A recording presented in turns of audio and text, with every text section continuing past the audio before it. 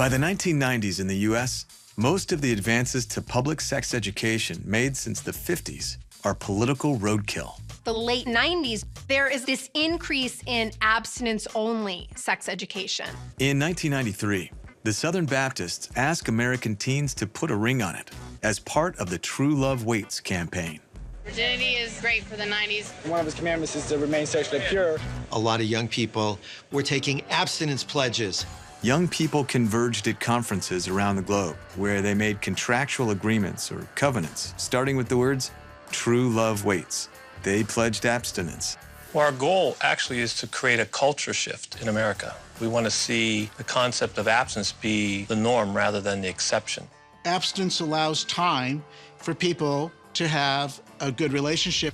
Abstinence only focuses on the fact that sex involves risks. It encourages children to exercise self-control, which is going to be important for them not only prior to marriage, but also during marriage. Abstinence for young people is the only certain way to avoid sexually transmitted diseases.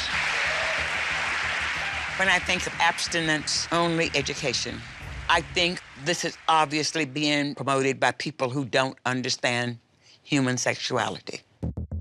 There's a lot of fear-mongering and a lot of scare tactics in this abstinence-only education. What if I want to have sex before I get married?